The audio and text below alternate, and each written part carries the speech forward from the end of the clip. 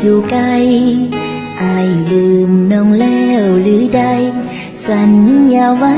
ในคืนเดือนเพ็ญตาเวนตกฟ้า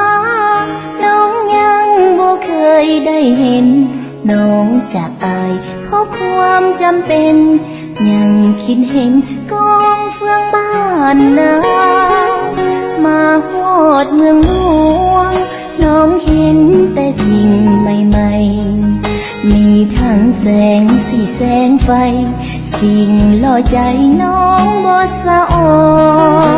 นทั้งเทศทั้งมา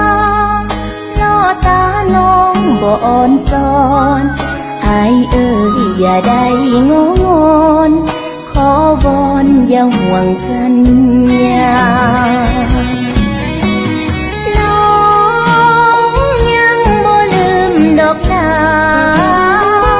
ที่เคยสัญญาอยู่กองเฟืองในคืนวันนั้น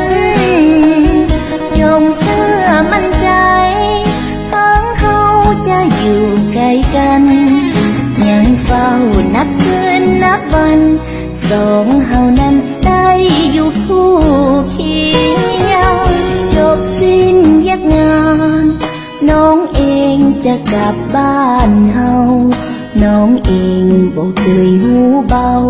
แต่ยังเฝ้ารักษาให้อายฝากพ่อแม่น้องช่วยทานให้อยู่สบายสองเฮาคงได้มั่นหมายแต่งกับอายเมื่อกลับบ้านเฮา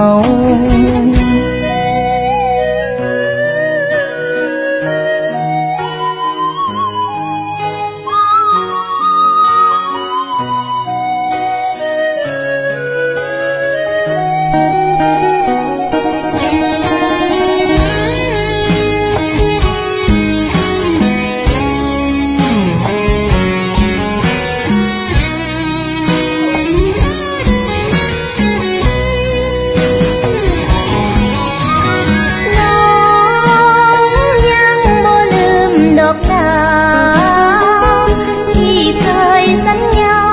อยู่กองเฟืองในคืนวันนั้นยอมเสื้อมั่นใจทั้งเขาจะอยู่ใกล้กันยังเฝ้านับคืนนับวันสองเฮานั้นได้อยู่คู่เคียงจบสิ้นแยกงานน้องเองจะกลับบ้านเฮา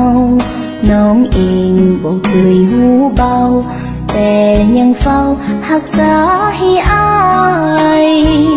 ฝากพ่อแม่น้องช่วยทานให้อยู่สบายสองเฮาคงได้มั่นหมายแต่งกับอายเมื่อกลับบ้านเฮา